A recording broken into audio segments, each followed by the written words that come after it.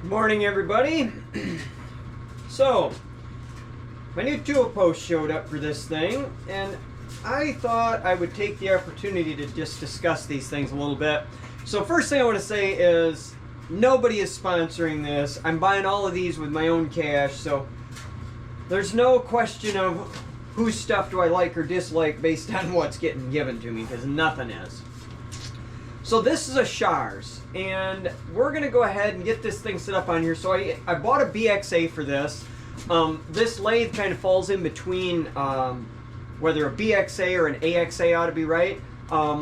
Wiggles Logan Model 200, I've got an AXA size one on, but I wanted a little huskier on this because this lathe is a lot stouter lathe, and I would hate for my tool post to be the limiting factor, and then a contributing point to that decision is that the BXA size stuff will handle larger tooling here. And if I run the BXA size stuff, the only issue that I know of that I'm likely or possible to run into is if I can't get my tooling low enough. And in that case, especially with these import ones, it won't hurt my conscience. I need to mill the bottom off a bit if I have to.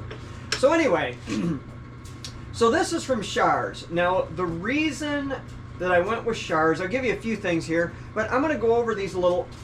So I want an Allura Sidorian. I want a good American-made one. And my experience so far has been that the import ones are kind of iffy. I'll show you the one on Wiggles Logan here in a minute, and then you'll get a chance to see what it is I like and dislike about them. This is a AXA size, and I got the wedge type because generally I prefer wedge type tool post. But here's what I've discovered. See this? Like, the problem with the import ones, and this is what I'm going to show you, is a wedge type is just straight out a more complicated design. And my experience has been the import stuff, they just can't get it. So I've had some in the past, and what I have decided is that in a general sense, I don't like piston ones very much, but it's so much simpler that if you're going to get an import one, now this doesn't apply if it's a domestic made one, but if you're going to get an import one, do yourself a favor and just get the piston type, because they always, I shouldn't say always, in my experience have always worked better. Like, you know, the fit is better because they haven't got a wedge tape side. Like with those, like that one for instance, the problem is tool holders are sloppy, loose, repeatability is terrible. This tool holder's a nice consistent fit.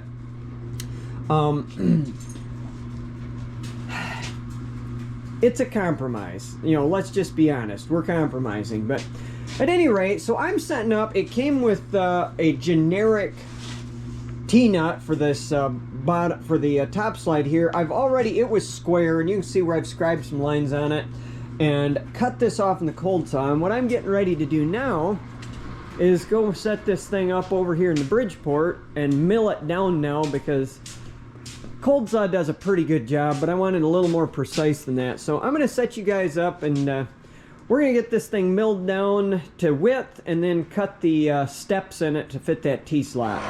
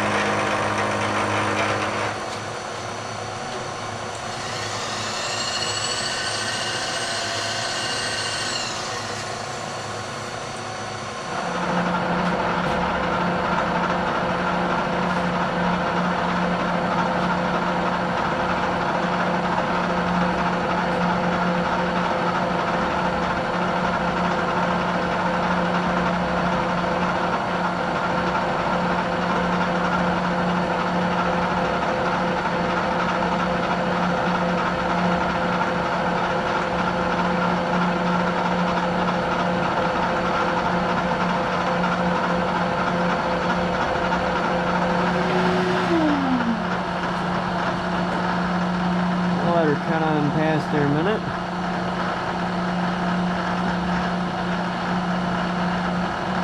Take a spin back down.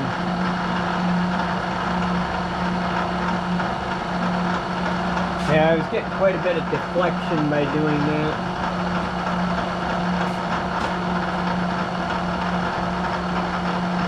Alright, well, we know better for next time.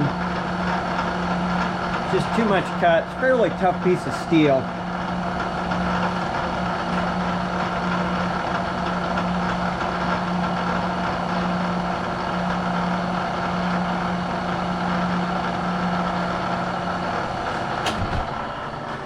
Alright, well, I'm going to get this deburred and then we'll go stick her on the lathe and see how she works.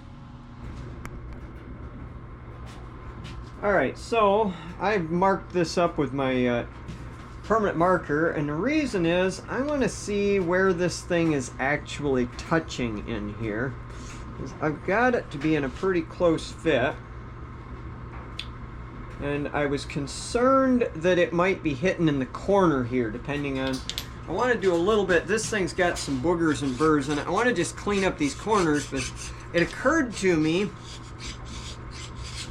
after I made this such a nice close fit that, you know, even a carder doesn't, or an end mill like that doesn't make a perfect sharp 90-degree corner.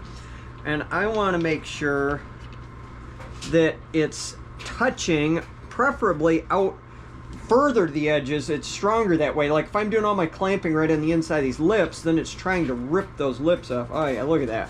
That looks good. We're getting contact out on the edges, about in the middle there. That was, I just wanted to verify that before I got myself in trouble. So anyway, what we're going to do now is, I always Loctite these in because these dadgum things have a nasty, nasty habit of wanting to back themselves out every time you loosen the nut and turn them a little bit. So we're going to get some Loctite here and hook this baby up.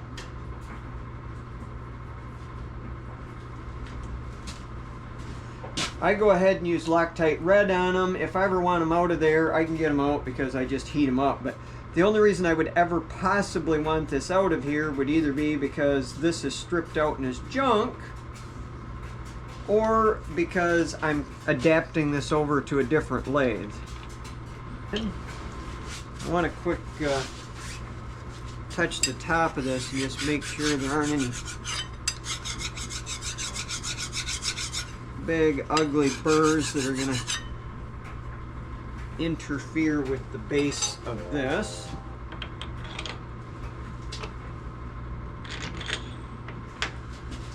Then we're going to give that just the tiniest dab of anti-seize because it's something that you take on and off quite a bit. And I would like it to not wear out and gall up when I'm doing that. In fact, we'll give it just a little dab on the bottom side here too, where it clamps the tool post itself. Just a little extra insurance, we'll call it. So the issue that I'd been having that I'm very happy to overcome now, as I hadn't thought about, is with that other homespun tool post on here. It was so far back, it's hard to describe. This corner wanted to hit the chuck before you could get to the center line of something that was small, I guess is how I'd put it. It was very, very irritating. Alright, I'll have to find me a wrench that actually fits this to stay here by the lathe. Alright. And now I need to tighten this handle up because it came off from the... Alright. Boy, I gotta say, that really feels nice. And that's been my experience, is that these import ones, if you want them to be nice, smooth working, get this. That one on the Logan does not have a nice feel at all, and it has a nasty habit. We'll see what this one does. That import one on the Logan is just a generic China one, and the quality is way lower. And I'll say the showers, that's why I went with the showers. This cost me about 50 bucks more. I think this was $160. Now, something I'll mention, by the way, I have the Shars catalog. I don't know why this is, but they have a official company sales store on eBay, but they don't call it Shars. It's like DG Sales or something like that. I forget what it is. But anyway, for some crazy reason, Shars sells their own stuff way cheaper on eBay than they do through the catalog. So keep that in mind. If you're ever buying something from Shars, I flip through the catalog, find what I want, and then go find it on eBay, because this exact tool post set, which this was a boring bar holder. Let's see here. This is a straight bottom holder. This one's got a V-slot in it for grabbing small boring bars. We got a parting tool holder and then a combination knurling tool and holder. That whole set shipped was 160 bucks on eBay. The same set from Shars off their website is $200, and then you got to pay shipping on top of that. I have no idea why they do that, because it literally came straight from Shars in a Shars box. But and maybe, I guess what I don't know, I say that's an official store. Maybe it's not. Maybe there's you know, some big buyer that gets a special cut rate on buying Shars stuff and they're reselling. But whatever the case, every time I've checked, if it's available on eBay, you can buy it cheaper straight from Shars on eBay than you can buy it on their website. But anyway, well, we're going to get this set up and we'll do a little bit of cutting. But overall, I'm quite pleased with the way this looks, with how it went on there. And this should let us finally get some real work done with this lathe.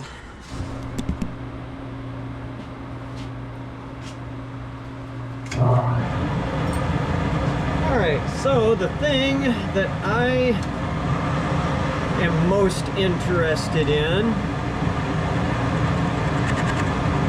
when I'm trying to set tool height on a small lathe is, can I cut cleanly to the center of a part?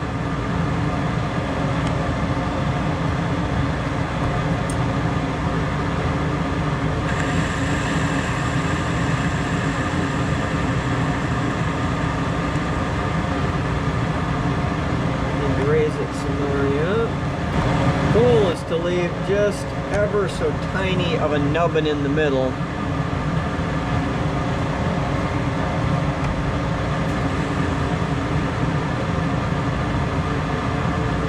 That's it right there.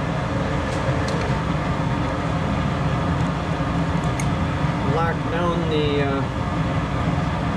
jam nut on this, and that one is set and ready to use.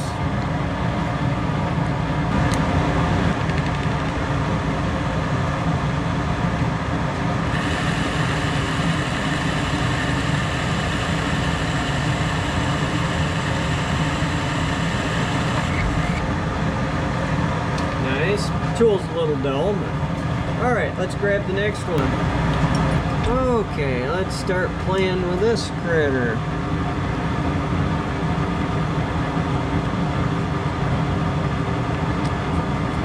So it looks to me like my concerns about this tool post being too high were completely unfounded. I'm actually having to crank these up a good 1/8 of an inch off the bottom to get to the center line of these tools. So to me, like, no issues whatsoever in that regard.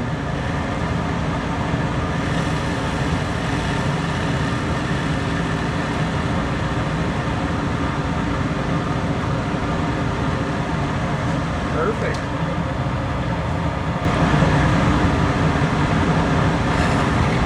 Make sure I like the results here, cutting down the face.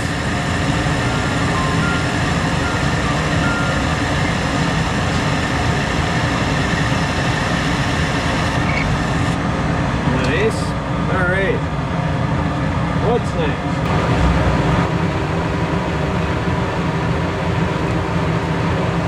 Alright, so time to do some tool height adjustment.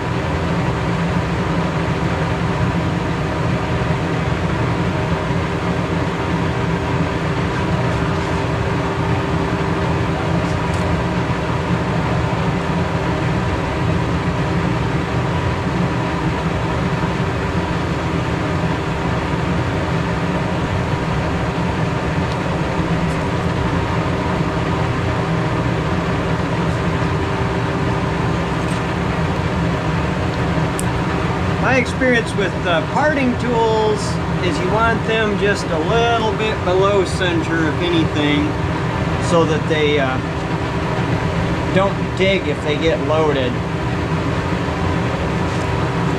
Alright, we're going to go ahead and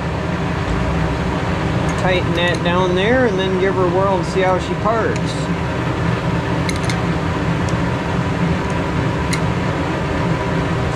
Basically, I'm just on an experimental mission here to get everything dialed in and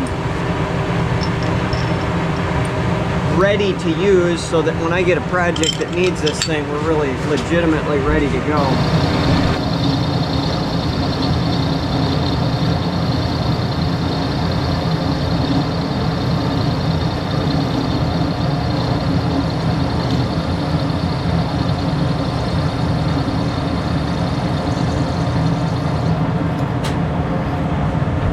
Not too shabby. Yeah, we can live with that. Alright, excellent. One more tool ready to go. Alright, well, I guess we'll catch you guys in the next video. This is probably the end of this project for the moment. I've got to call and see why my new top jaws haven't shown up yet, and then that should be about the end of it on this. Well, I do have to get, I got to get new felts for these wipers for the tailstock. They were totally shot. I've got them off from there right now just because bad wipers is worse than no wipers. With no wipers, I can at least, you know, keep it wiped up, make sure I'm not grabbing a chip under it. With bad wipers, they get wedged up under there and you can't even tell they've done it. So anyway, I got to get that done, and I do have new wipers for the carriage, but I haven't got around to putting them on it yet. But at any rate, we'll catch you guys next time.